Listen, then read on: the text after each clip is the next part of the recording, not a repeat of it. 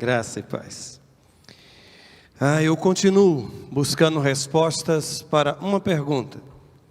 Que igreja queremos ser nestes próximos 5 anos?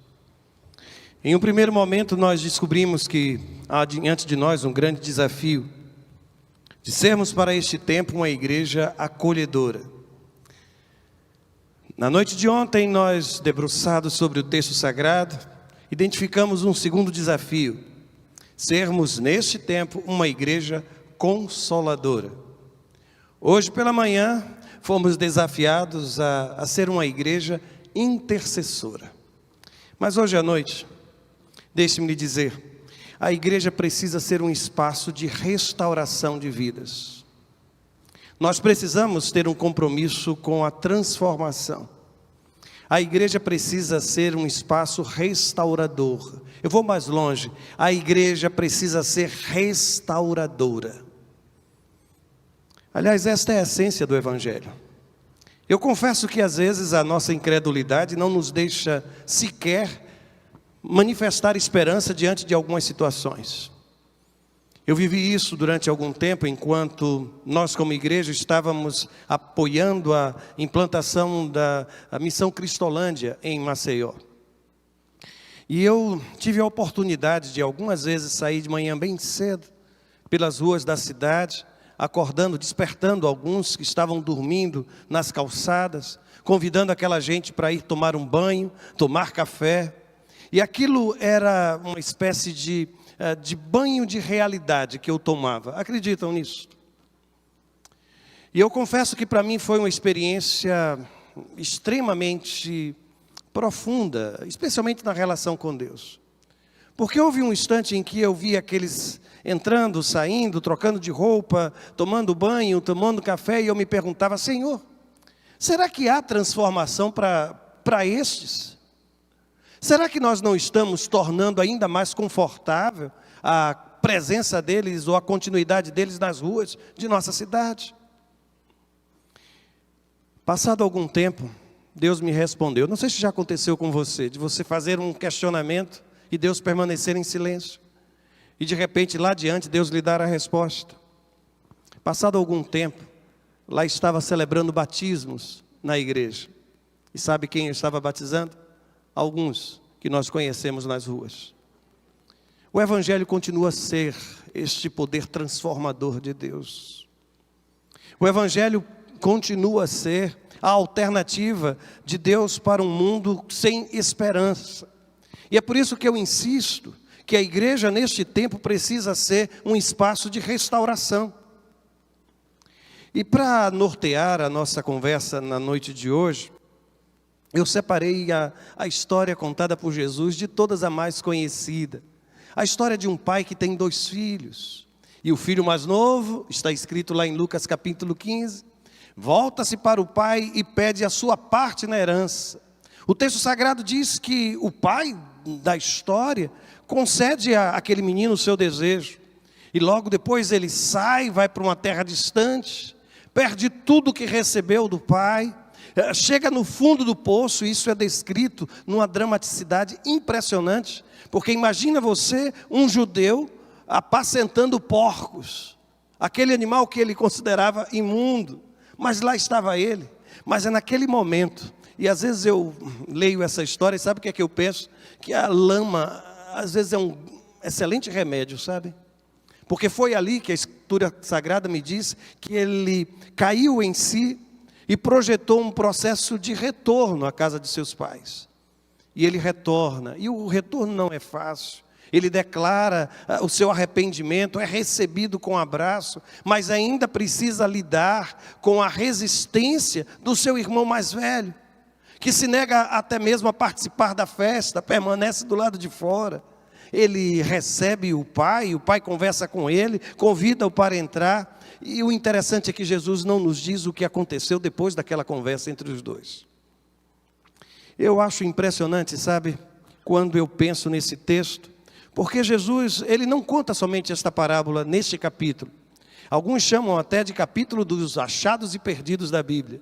Porque ele fala da ovelha que se perdeu, ele fala da dracma que estava perdida dentro da casa, mas também fala deste rapaz, desse jovem rapaz, perdido, mas foi achado. Eu insisto com você, ainda que o texto sagrado pareça colocar tudo num cenário de família, eu acredito, sabe, irmãos, que igreja também é lugar de crise, mas é também lugar de reconciliação. Eu acredito que igreja é muitas vezes espaço de recomeços. E a vida espiritual, sabe, a minha caminhada de fé e a sua caminhada de fé, ela é marcada por muitos e muitos recomeços. Igreja é lugar onde às vezes a gente experimenta uma profunda decepção. Às vezes a gente pensa até em desistir, mas a gente retorna. A gente crê no processo de retorno. A gente acredita que igreja precisa ser um hospital. E querem saber, isso aqui é um grande hospital, viu? Eu acho até que tem gente na UTI, ultimando, sabe? Mas há outros que ainda estão na sala de observação. Estão esperando, inclusive, algum diagnóstico. A grande questão é que onde há religiosidade demais, há ausência da misericórdia. Porque todas estas parábolas, elas foram contadas por Jesus em função da crítica daqueles que eram os fariseus e os mestres da lei, que olham Jesus se reunindo e ouvindo e sentando ao lado de cobradores de impostos, de pecadores, e eles se sentem ameaçados com isso. E o texto diz, no versículo 2, Jesus, ele se reúne com pecadores e até come com eles. Essa é a igreja, irmãos. É a igreja que come com pecadores. É a igreja que recebe os publicanos. Igreja é isso. E nós precisamos resgatar esse papel transformador da igreja. Nós não podemos aceitar tantas e tantas coisas que têm sido colocadas goela abaixo dos nossos filhos. A igreja precisa ser uma igreja transformada e ao mesmo tempo transformadora. Este lugar é um espaço de reconciliação, da declaração do amor do Senhor para com todos nós. Mas quando eu leio essa história, a história do filho pródigo, uma coisa que eu preciso aprender é a ter os ouvidos daquele pai. Porque os nossos filhos são diferentes, 2 filhos, somente 2, mas quão diferentes são esses 2 meninos. Mas o ouvido daquele pai estava atento à voz do seu filho mais novo. Eu não sei como é na sua casa, como é em sua casa, não sei. Se de repente o pai olha, eu quero falar com meu pai, mas eu não sei como me aproximar dele. E alguém vai e perde a mãe para que interceda, porque vai começar um namoro e ela não consegue dizer que o rapaz vai chegar. Aliás, é um momento dramático, viu, na vida de um pai de menina. Eu sofri muito, e eu me lembro que um dia eu acho que ela vai ficar com raiva de mim, mas eu espero que a Laila mais velha não esteja, foi com ela que isso aconteceu. Eu estava dirigindo, gente, e eu não sei o que foi que eu fui olhar no retrovisor do carro. Quando eu olhei, eles estavam trocando um selinho atrás do carro. Eu não sei como eu não bati o carro naquele dia. Cheguei em casa, conversei com a Cláudia, olha, diga a ela que... Não, dentro do carro não. Hoje ela já está casada com o Robson e tem nos dado tanta e tanta alegria. Mas sabem, eu fico impressionado porque aquele menino, havia um canal de comunicação aberto com seu pai. E ele vai, e o que ele diz parece ser tão sofrido. Porque de fato o que ele estava dizendo é, pai, eu não quero mais a sua companhia. Eu não quero mais você, mas eu quero aquilo que você tem. Eu quero a minha parte na herança. Mas aquele homem foi um homem capaz de ouvir. E quão doloroso é, às vezes, ouvirmos algumas coisas, não é? Eu quero desafiar a igreja a manter os seus ouvidos abertos à voz deste mundo à nossa volta. Eu sei que essa não é uma tarefa fácil. E é interessante porque aquele pai, ele não estava obrigado a repartir a fazenda. Isso não fazia parte em nenhum código de lei dentro de Israel. Algo assim, não era disciplinado absolutamente. Aliás, até um texto contrário a isso. Se você for em Provérbios capítulo 20, versículo 21, está escrito assim: a posse antecipada de uma herança, no fim, não será abençoada. Portanto, o texto sagrado, de alguma forma, orientava para que isso não fosse feito. Mas aquele pai, para surpresa minha e sua, ele toma a decisão.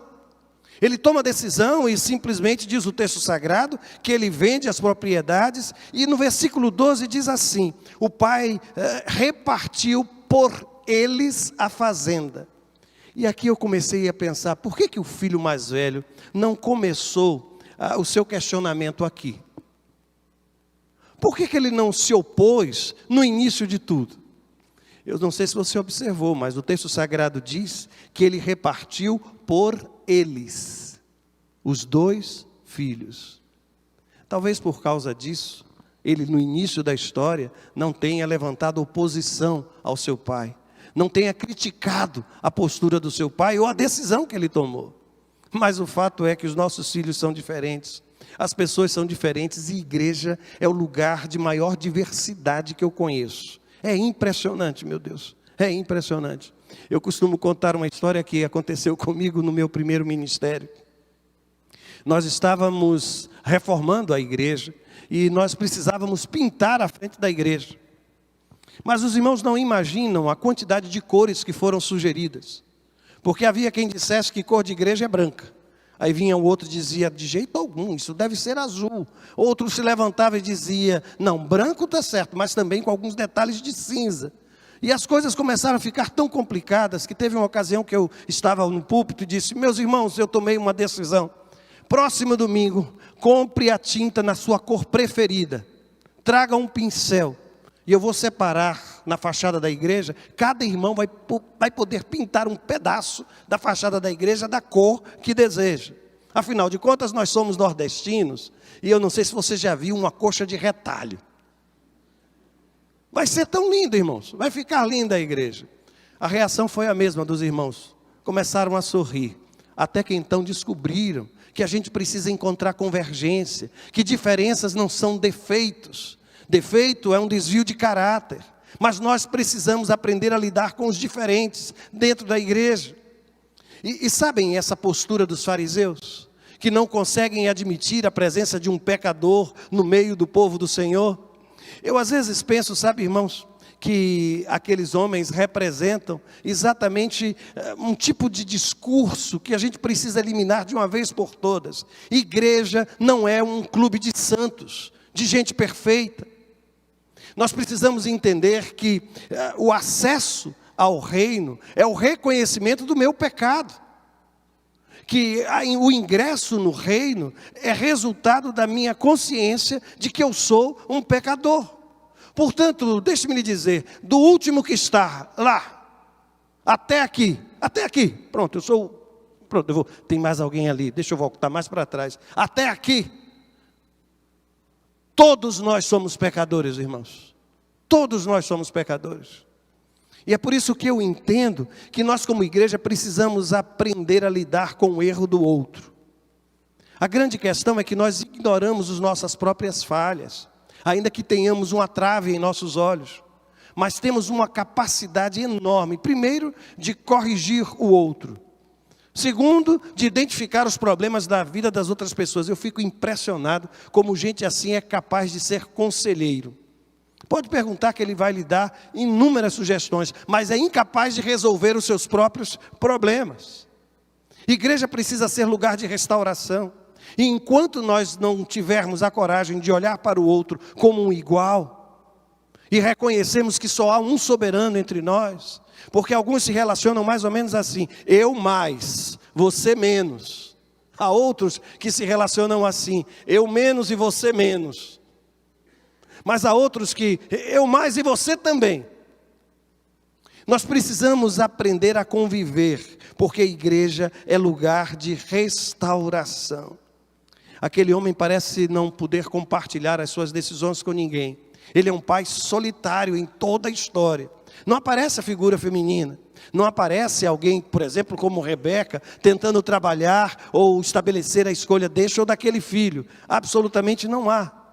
E eu reconheço o quão difícil é ter que tomar decisões sem poder compartilhar o peso dessas decisões. Aliás, eu costumo dizer que é melhor a insegurança compartilhada do que a certeza solitária. Quão bom é quando o povo de Deus manifesta solidariedade, compreensão. Aliás, há um hino antigo em que nós cantávamos dizendo assim, os irmãos cantam, olhar com simpatia o erro de um irmão. Aliás, eu acho que a gente, se pudesse, a gente até poderia hoje já até modificar, ao invés de simpatia, empatia. Porque simpatos, sentimento convergente, mas empatos quer dizer mergulhar no sentimento do outro. É quase que tomar o lugar do outro. E aí eu volto ao texto sagrado e quero dizer aos irmãos, sabem? Os nossos filhos, em algum momento, eles vão tomar decisões, fazer escolhas, as quais a gente não vai poder interferir. Eu gosto muito da imagem do livro dos Salmos, quando diz que os filhos são herança do Senhor, e feliz é bem-aventurado aquele que enche a sua aljava, não é? As flechas estão aqui. E ele diz que os filhos são assim, como flechas na mão de um arqueiro, de um valente. Porque há um tempo em que a gente pode carregar os filhos nas costas, não é? Para onde você vai, eles estão com você. Eu não sei se você já está naquela fase de precisar de uma semana para convencer o seu filho para ir com você em algum lugar. Ou quando marca o período de férias, eles já não querem mais ir junto do papai e da mamãe. E querem saber por quê? Porque há um momento em que a flecha está na aljava, mas há um momento em que ela é retirada daqui. E então você pega um arco, coloca a flecha, mira no alvo, e chega aquele momento extremamente doloroso em que você tem que soltar. E ficar em oração dizendo, Senhor, não permita que meu filho erre o alvo. E querem saber por quê? Porque a expressão errar o alvo é a tradução literal, tanto da palavra grega quanto da palavra hebraica para pecado.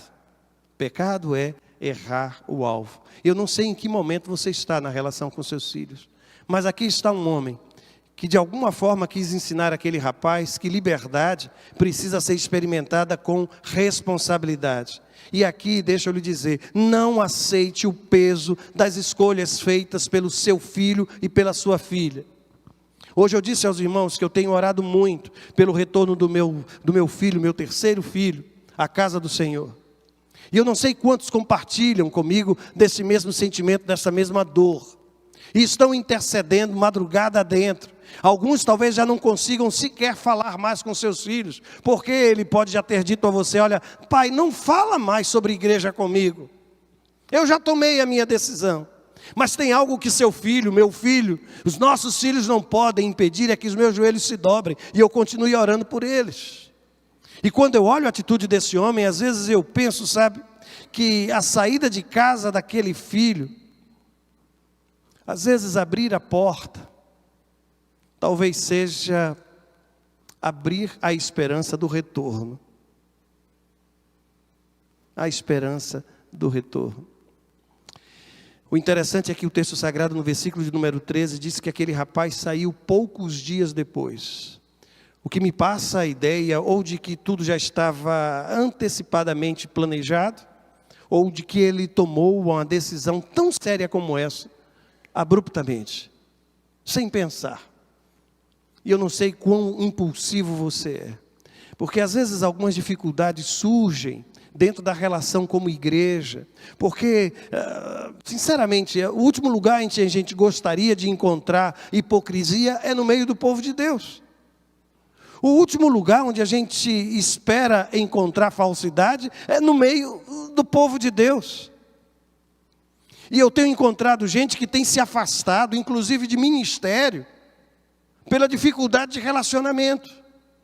E num espaço como esse, num santuário tão grande, há quem chegue, por exemplo, à porta e olha, onde é que ele está sentado? Se ele está sentado deste lado, eu vou sentar do outro lado. E às vezes eu fico pensando que, para casos assim, provavelmente Deus deve estar separando na eternidade 2 quartos bem próximos para um e para o outro, de frente para o outro, para passar a eternidade junto. Aprende a conviver aqui. Aprende a conviver aqui. Eu continuo a ler o texto, sabem? E e para mim uma das coisas surpreendentes nesse texto, é que há um movimento de retorno. E você conhece a história.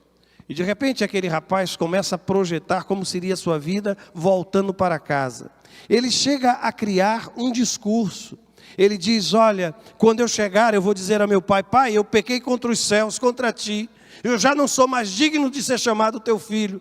Trata-me como um dos teus empregados. E ele sai com um discurso pronto. Mas quando ele chega ali, eu não sei se você já percebeu, e se você comparar os versos, vai perceber, compara os versos 18 e 19, onde está o discurso preparado, com o versículo 21. O versículo 21 mostra que o discurso dele foi interrompido, no meio. E quer saber quem foi que interrompeu o discurso daquele menino? O pai. E sabe como é que ele fez? Com um abraço. Você não precisa me dizer mais nada. Aí o texto sagrado diz e mostra claramente que há uma enorme diferença entre um discurso de mudança e uma atitude de mudança. Igreja é lugar de restauração, mas é lugar de restauração de quem verdadeiramente tem se arrependido. E arrependimento, gente, não é choro, é mudança de comportamento. Arrependimento não é promessa, não é intenção da alma, mas é mudança de postura, é a adoção de uma nova forma de viver, é a substituição de valores, sabe? É caminhar numa direção e depois você encontra uma metanoia, você dá a volta e toma um novo curso na sua história. Igreja precisa ser um lugar de restauração. Às vezes eu digo que ser restaurado no lugar da queda é um dos maiores desafios que a vida às vezes nos impõe. Lembra-se daquele que um dia foi endemoniado da região de Gadara?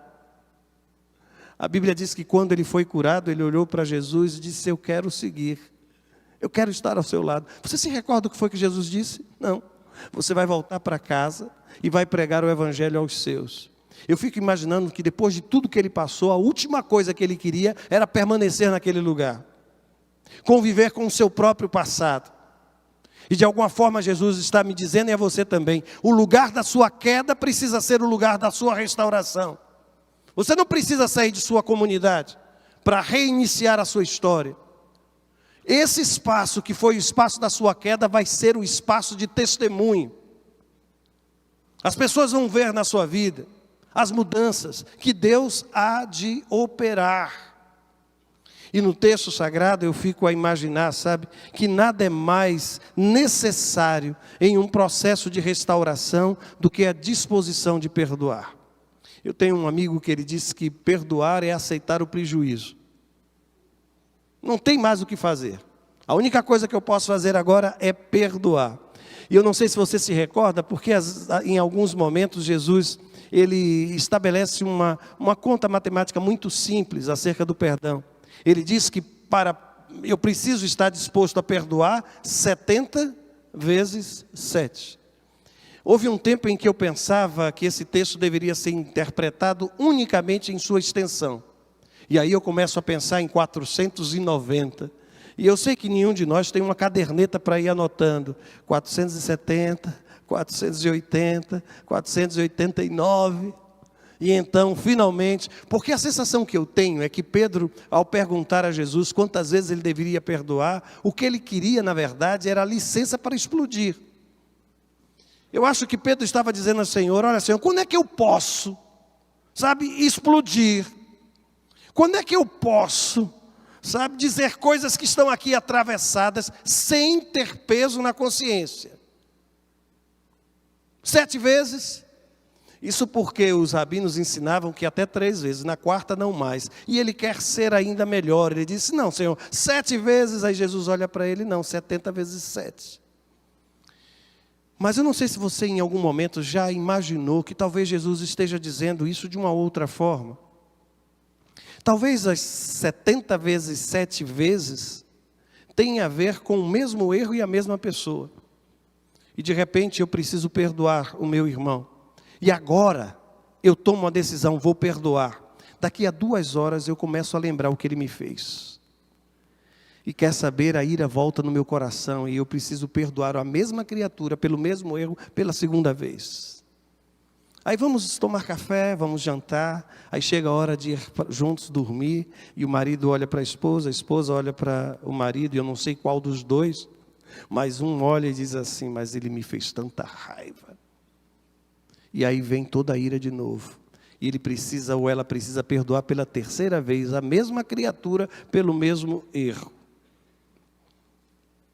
E às vezes a gente precisa perdoar a mesma pessoa pelo mesmo erro 70 vezes 7, até que toda a raiva seja dissipada do meu coração. E por favor, não me venha com essa história de que, pastor, mas perdoar precisa ser de coração, e eu ainda estou sentindo raiva. Perdoar não é uma questão de sentimento, é uma decisão de obediência. E eu sou alguém que acredita que atos de amor acabam produzindo sentimento de amor. Eu vou ser mais claro no que eu estou dizendo.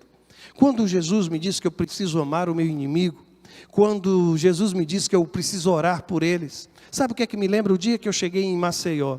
Eu não conhecia ninguém naquela comunidade, mas Deus me levou para Maceió para amar aquela gente, para cuidar deles, visitar aquela gente, aconselhar aquela gente. E vocês não acreditam, porque à medida em que eu fui tendo atitudes amorosas, eu comecei a amar.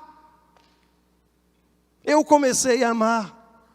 por isso que eu creio na disposição de amar, e a igreja precisa ser esse espaço. Eu sei que às vezes as barreiras e as dificuldades são tão grandes que a gente imagina que a distância, talvez um país distante seja a melhor solução. Mas não há nada mais belo do que perceber que o retorno foi marcado pelo propósito de restauração. A Bíblia diz que nos versos 22 e 23, o pai disse imediatamente a seus servos: trazei depressa a melhor roupa, vestilho, ponde-lhe um anel na mão, alparcas nos pés. Ele não vem para ser um escravo descalço, mas ele tem a minha autoridade a partir do anel que eu vou dar, as roupas que ele vai vestir. Ele é restaurado, e eu começo a pensar que nada que um filho possa fazer vai destruir o amor que nós temos por ele. Eu posso até discordar das escolhas do meu filho, mas eu preciso que ele saiba que eu o amo profundamente, profundamente. E este homem viveu intensamente isso. Eu imagino quantos estão se sentindo hoje quebrados e mal quebrados na sua relação com o outro, na sua relação com Deus, e entram por nossas portas buscando restauração. E a igreja nesta hora precisa substituir esse discurso farisaico por um discurso de amor, por um discurso, vou voltar àquela expressão, de acolhimento, sabe, de dizer: olha, você está descalço, aqui estão as suas sandálias, você está com as roupas totalmente destruídas, deixa eu lhe dar uma nova veste. Igreja precisa ser um espaço de restauração. E eu fico impressionado porque às vezes nós assumimos o papel do filho mais velho. Eu não sei se você se recorda, mas a Escritura Sagrada diz que ele ficou do lado de fora da festa. Ele não quis entrar, ele não quis celebrar com a família. Ele está longe, vê a música, vê o movimento na casa, e ele fica indignado e torna pública a sua indignação, porque ele chama um empregado, pergunta o que está acontecendo, e depois começa a falar do seu pai de uma forma tão negativa. Talvez o grande desafio da vida cristã seja deixar de ser o filho mais novo, o filho pródigo, sem se tornar o filho mais velho, sem se tornar o irmão mais velho. Não fica de fora da festa. A celebração é para todos. E aqui, quando penso nessa situação vivida por aquele homem, quando ele recebe o filho, ele não tem qualquer certeza de que todo o processo de arrependimento e de mudança será consumado. Absolutamente não tem. E quem de nós tem tal certeza? É por isso que toda relação afetiva, eu tive um professor que ele sempre repetia isso, é potencialmente conflitiva. O outro não pode me dar a certeza de que nunca vai me machucar, a menos que ele consiga me dizer que nunca vai fazê-lo intencionalmente. Mas nós precisamos aprender a lidar com o erro do outro, com a dificuldade do outro. E igreja é lugar em que a visão do amor está acima da visão implacável da lei. Nós precisamos ser esta igreja onde o amor se torna o vínculo da perfeição. Essa é a expressão usada no Novo Testamento para o amor. O amor é o vínculo da perfeição. E eu não sei se você sabe, mas na língua grega, esta expressão ela quer sugerir a ideia de algemas. É como se nós estivéssemos algemados um ao outro, pelo vínculo mais profundo que podemos ter, que é o vínculo do amor. Eu queria lhe desafiar a enxergar esse espaço, esse momento, como um momento de restauração, como um momento de recomeço. Aliás, a festa não pode ser de um só, a festa precisa ser de todas, a restauração de um precisa ser celebrado por todas. E a visão daquele pai, e a conversa que ele tem com o seu filho mais velho, ela é reveladora. Porque provavelmente o que a gente tem é um homem que nunca teve a coragem de desafiar o seu pai ou de conversar com ele. Mas notem, o mesmo pai que escutou o filho mais novo foi o pai que saiu para conversar com o filho mais velho. É por isso que eu insisto, os ouvidos daquele homem estavam atentos às palavras de cada um dos seus filhos. Eu posso lhe dizer que Deus também está atento aos seus pedidos e às suas queixas. Eu não sei se há alguém aqui que durante algum tempo da sua vida viveu intensamente a missão, o ministério. E alguma coisa aconteceu com você, na sua caminhada de fé, que hoje você diz, olha, eu agora quero ficar no banco. Eu agora não quero mais me envolver. Uma das coisas que conversamos, eu e o pastor Marcelo, é de que essa igreja tem recebido muita gente que veio de outras comunidades de fé. E às vezes quando a gente é transferido para uma outra comunidade, aquilo que a gente viveu na comunidade passada ainda nos limita. E a gente fica com receio, cauteloso. Eu conheci alguém que disse, olha, eu nunca mais vou me aproximar, vou me tornar amigo de pastor. Porque eu sofri muito. A decepção foi muito grande. Eu nunca mais vou me envolver com trabalhos da igreja.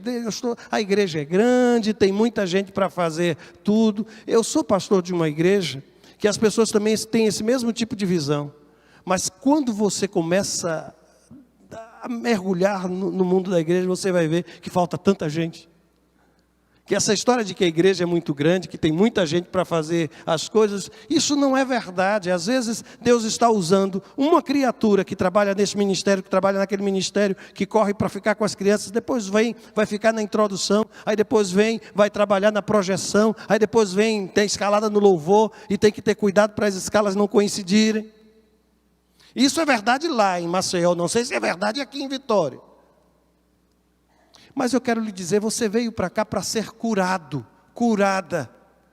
Libere perdão. Tire todo e qualquer fardo de suas costas. Viva intensamente o ministério que Deus tem para você.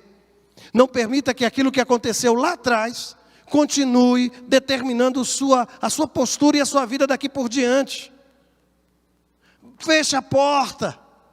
Inicie uma nova jornada. Eu me recordo que em uma determinada ocasião, eu estava num dos países lá da África, e conversando com um missionário, eu fiquei impressionado, que eu perguntei a ele, que horas são? Aí ele olhou para o relógio, me disse a hora, e depois disse, mas essa hora aqui ainda é hora do Brasil. E eu disse a ele, como? Ele disse, eu até hoje, ele já estava há alguns anos no Senegal, ele virou para mim e disse assim, porque até hoje eu não troquei, o meu relógio ainda está com o horário do Brasil. Eu fiquei muito preocupado com aquilo. Passado algum tempo, eu soube que ele tinha saído do campo missionário. E eu até hoje ainda penso que foi por causa do relógio. Porque a gente precisa aprender a desfazer as malas, a ajustar novamente o horário, a se permitir viver algumas experiências.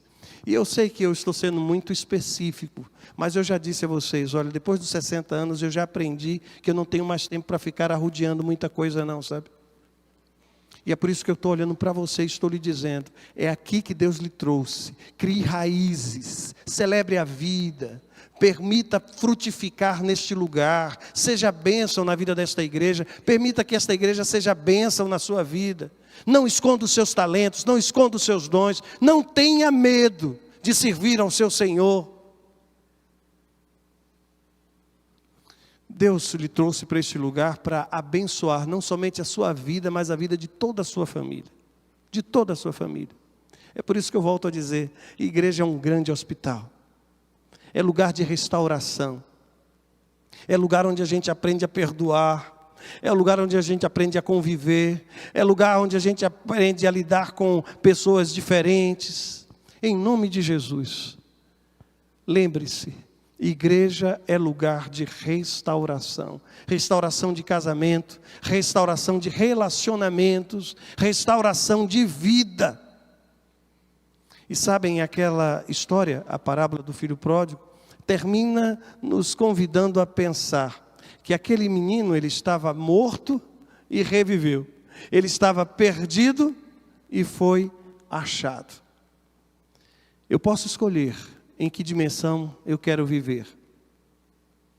Porque às vezes a gente vai para dentro de casa, mas parece que a gente ainda continua num mundo muito distante. Eu não sei se você já percebeu, mas quando Israel saiu do Egito, a sensação que eu tenho é que em alguns momentos, na caminhada do deserto, o Egito não tinha saído do coração e da mente de muitos daqueles que estavam caminhando em direção à terra da promessa. Portanto, liberte-se de todas as coisas e seja bênção nas mãos do Senhor. E eu quero orar por isso, viu? Para que Deus restaure o seu coração, para que Deus restaure as feridas, para que Deus apague toda a mancha que ficou, toda a dor, todo o ressentimento. Deus lhe trouxe para aqui, para que você seja bênção nas mãos dele. Feche os seus olhos por um momento, por favor.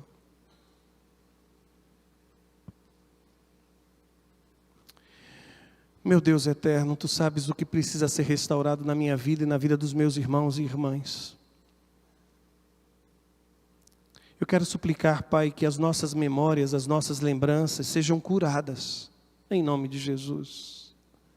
Eu quero te pedir, Senhor, que aquela palavra que um dia escutamos e ainda hoje parece ecoar dentro de nossa mente e nos machuca tanto, ela seja banida, meu Deus. Ela seja tratada, ela seja curada, cicatrizada a ferida, em nome de Jesus. Eu quero te pedir, Senhor, por aquelas famílias que escolheram este lugar e foram direcionadas pelo Senhor para estarem aqui, que elas sejam abençoadas em nome de Jesus.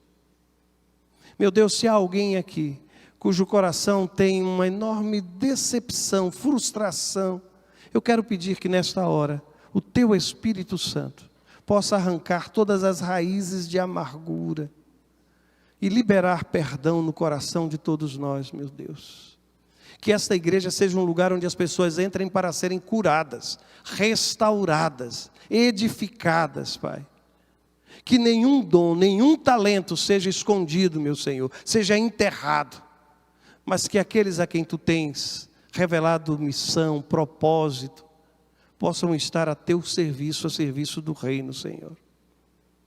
Que esta igreja seja um espaço terapêutico na vida do Teu povo. Que nós possamos encontrar uns nos outros o perdão, o apoio, a palavra de ânimo. Que ninguém fique de fora, meu Deus. Que ninguém fique de fora. Mas que todos possam celebrar o reencontro do outro. Celebrar as bênçãos na vida do outro. Que esta igreja seja marcada assim, Senhor, pela Tua bênção e pelo Teu amor. É assim que eu oro e faço isso no nome de Jesus. Amém e amém.